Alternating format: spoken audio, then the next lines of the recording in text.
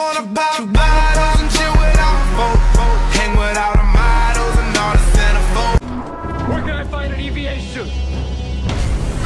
Down that way! It's a terrifying thought, but could it be possible that space is about to get even deader?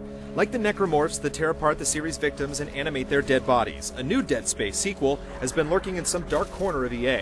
With several notable changes to the action horror gameplay from the previous games, mentally tortured and battle-scarred engineer Isaac Clarke is in for a slightly different experience. Our window's coming up. We go now or not at all. For one, he may not be quite so alone. A second character, a military man named John Carver, plays a part in the story.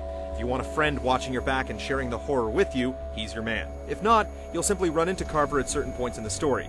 You don't have to worry about an AI-controlled lackey mucking up your atmosphere. Here's where the fun begins. As for the planet that hosts that atmosphere, the events of Dead Space 3 begin with the crash landing on the frozen planet of Tau Volantis, that seems to be home to the true source of the necromorph scourge. Of course, you wouldn't expect to just trot in, find the source of all the trouble, and be done with it. Players will face militant human enemies, environmental hazards, and some rather sizable new threats, with gameplay that leans even further toward action than previous Dead Space titles. Oh, shit! In addition to the potential increase in firepower from a second playable character, it's now possible to dodge attacks with a sort of combat roll, and crouch behind cover to avoid damage. There's a definite increase in your offensive options, including a new weapon customization system that lets you swap in various elements of weapon blueprints, or create your own implements of destruction capable of spitting out electric shock, flame, or maybe even both.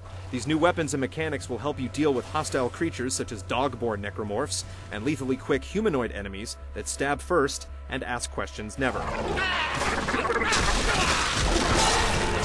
While a few things about the series have changed, this is still recognizably a Dead Space game. You'll have to cope with elements like zero gravity and hallucinations, and puzzle out solutions to problems by manipulating machinery.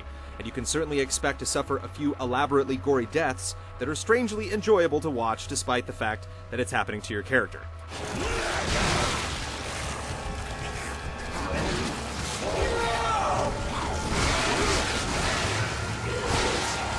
Will Dead Space still be able to build up the action without tearing down its existing past, a mighty monument to deep space horror?